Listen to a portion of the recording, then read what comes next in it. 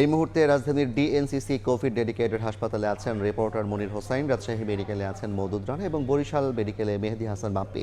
সরাসরি শুরুতেই যাচ্ছি মনিরের কাছে। মনির, হামের রাজধানীতে আক্রান্তদের পরিস্থিতি যদি বলতে হয়, আমি এখন যে হাসপাতালে আছি মহাখালীর কোভিড ডেডিকেটেড হাসপাতাল, এই হাসপাতালে ভর্তি আছে 3 শতাধিক হামের রোগী এবং প্রতিদিন এখানে 5 থেকে 700 রোগী চিকিৎসা নিচ্ছেন। এছাড়াও রাজধানীর শিশু হাসপাতাল এবং সংক্রামক ব্যাধি হাসপাতালেও হামের রোগীদের চিকিৎসা দেওয়া হচ্ছে এবং সেই হাসপাতালগুলোতেও কিন্তু ব্যাপক চাপ রয়েছে শিশু। এবং এখানকার যদি বলতে হয়, গতকাল এক শিশুর মৃত্যু হয়েছে এই রাজধানীর কোভিড ডেডিকেটেড হাসপাতালে।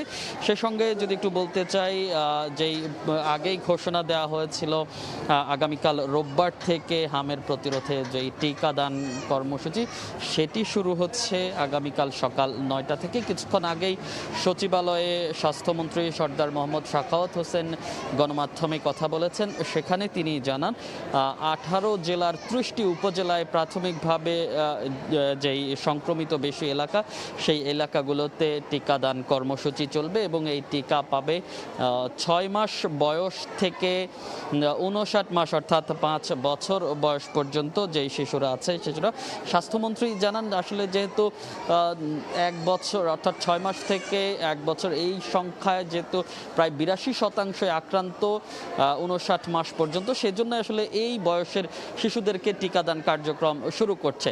তো এই ছিল রাজধানীর হামের আক্রান্তের সবশেষ তথ্য। যেতে চাই রাজশাহীতে, সেখানে আছেন সহকর্মী মওদুদ রানা।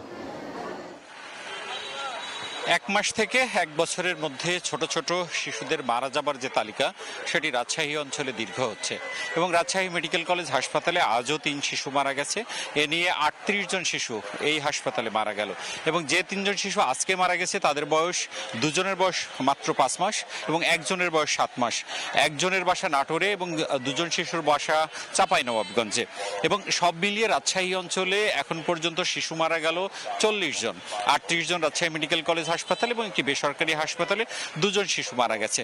এবং এখানকার চিকিৎসকরা যেটি বলছেন যে এটি একটি শঙ্কার কারণে, এই শিশু মারা যাবার যে চিত্র, সেই গ্রাফ প্রতিদিন বাড়ছে। এবং রাজশাহী মেডিকেল কলেজ হাসপাতালে আজও 149 জন শিশু চিকিৎসাধীন রয়েছে এবং গত 24 ঘন্টায় 25 জন শিশু নতুন করে ভর্তি হয়েছে। শঙ্কার আরেকটি খবর হলো যে বয়স্করাও এখানে আক্রান্ত হচ্ছেন এবং এখন পর্যন্ত রাজশাহী মেডিকেল কলেজ হাসপাতালে হামের উপসর্গ নিয়ে 7 জন বয়স্ক রোগী ভর্তি হয়েছেন। তার মধ্যে 4 জন চিকিৎসাধীন রয়েছেন যাদের বয়স 14 থেকে 35 বছরের মধ্যে। এখানকার মেডিকেল কলেজ হাসপাতাল কর্তৃপক্ষ যেটি বলছেন যে এই যে হামের উপসর্গ নিয়ে ভর্তি হওয়ার যে সংখ্যা, সেই সংখ্যাটি প্রতিদিনই বাড়ছে এবং নিহতের সংখ্যাও সমানতালে বাড়ছে। এই পরিস্থিতিতে আজকে রাজশাহী মেডিকেল কলেজ হাসপাতালে পরিদর্শন করতে এসেছিলেন রাজশাহী সিটি কর্পোরেশনের যিনি প্রশাসক, তিনি এবং একই সাথে জেলা প্রশাসক। তারা যেটি বলছেন যে আগামীকাল থেকে টিকাদান কর্মসূচি শুরু হচ্ছে। আগামীকাল গোদাগাড়ি উপজেলায় টিকা দেওয়া হবে এবং রাজশাহী সিটি কর্পোরেশন এলাকায় তারা টিকা প্রস্তুত রেখেছেন। তারা বলছে যে 8000 জনকে টিকা দেওয়ার মতন প্রস্তুতি তাদের আছে। যদি কেন্দ্র তাদেরকে নির্দেশনা দেয়, সেক্ষেত্রে তারা আগামীকাল টিকা দিতে পারবে। আমরা হামের আরো খবর জানবো, আমরা যাব বরিশালে, সেখানে আমার সহকর্মী বাপ্পি সেখানকার পরিস্থিতি জানাবেন।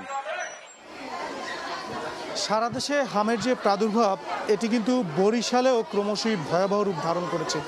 এই রোগের উপসর্গ নিয়ে বরিশালে প্রতিদিন কয়েক শতাধিক রোগী ভর্তি হচ্ছেন। আমরা স্বাস্থ্য বিভাগের সাথে কথা বলেছিলাম। স্বাস্থ্য বিভাগ আমাদেরকে যেমনটা জানিয়েছেন, এই চলতি 3 মাসে 510 জন রোগী কিন্তু বিভাগের সারা হাসপাতালে ভর্তি হয়েছিলেন। এছাড়া আমরা এই মুহূর্তে রয়েছি বরিশাল শের-ই বাংলা মেডিকেল কলেজ হাসপাতালে। এই হাসপাতালটিতে টোটাল 3টি কক্ষে শিশুদের এই হাম চিকিৎসা দেওয়ার জন্য আইসোলেশন ওয়ার্ড তৈরি করেছে এবং প্রতিটি ওয়ার্ডে 26টি, টোটাল মোট এই 3টি ওয়ার্ডে 26টি বেড রাখা হয়েছে এবং প্রতিটি বেডে আমরা 2 থেকে 3 জন শিশুকে চিকিৎসা নিতে দেখেছি।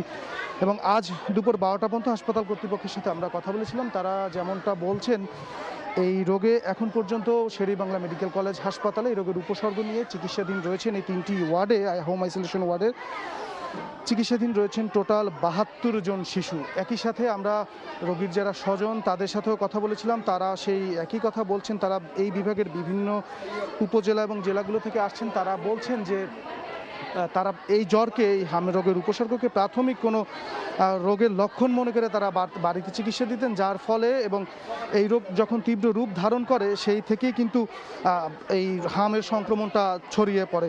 এবং আমরা সেই চিত্র আপনাদের সরাসরি বরিশাল শের-ই-বাংলা মেডিকেল কলেজ হাসপাতাল থেকে দেখানোর চেষ্টা করছি। এবং আমরা একটু জানিয়ে রাখি, এই হাসপাতাল কর্তৃপক্ষের সাথে কথা বলছিলাম, 1000 শয্যার এই হাসপাতালে প্রতিদিন 2 থেকে 2500 মানুষ চিকিৎসা নিচ্ছেন, যার ফলে তাদের সেবা দিতে কিছুটা বিঘ্নিত হচ্ছেন।